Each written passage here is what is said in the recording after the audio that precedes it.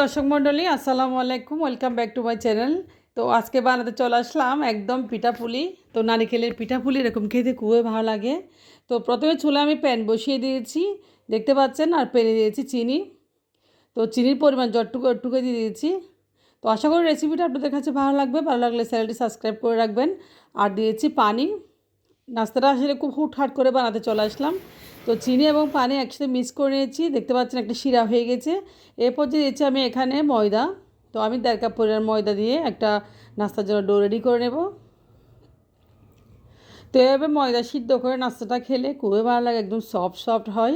তো দেখতে পাচ্ছেন আমি ডোটা একদম ভালোভাবে কাঠি দিয়ে নেড়েচেড়ে মিশিয়ে নিচ্ছি।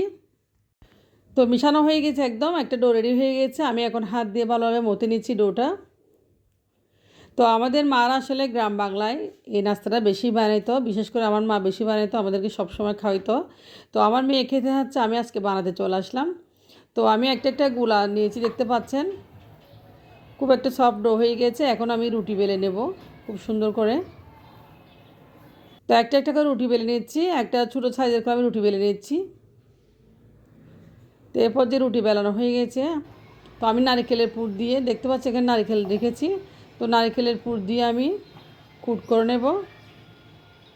তো আমি এবার শেপটা দিয়েছি, যেহেতু পিঠা পুলি, তো পুলি পিঠা এরকম শেপ দিলে আসলে ভালো লাগে, খেতেও ভালো লাগে।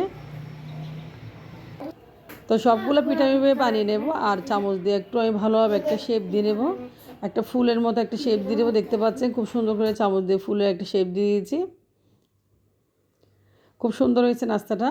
তো আসলে বাসায় আসলে শীতকালে এরকম নাস্তা বেশি বানানো হতো, আমরা ছোটোবেলা অনেক খেয়েছি। তো এখন খুবই কম খাওয়া হয়, মাঝে মধ্যে বানাই। তো কাঁটা চামচ দিয়ে আমি এভাবে চারপাশে একটু ফুল রেখে দিয়েছি।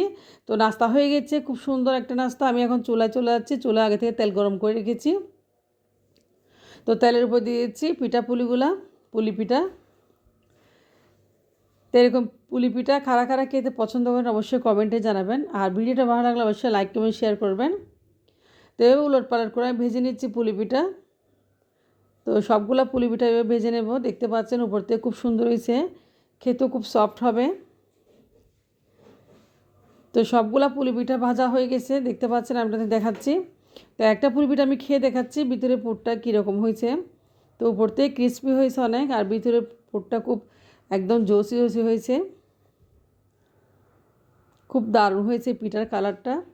তো এরপর যে একটা পিঠে খেয়ে দেখাচ্ছে আপনাদেরকে, দেখতে পাচ্ছেন পিঠাটা কীরকম হয়েছে, মুচমুচে হয়েছে একদম। তো পুলি পিঠা খেতে চাইলে আপনারা সহজেভাবে বানিয়ে ফেলবেন। তো আপনারা ভালো থাকবেন, একদম চটপট বানাবেন। আল্লাহ হাফেজ।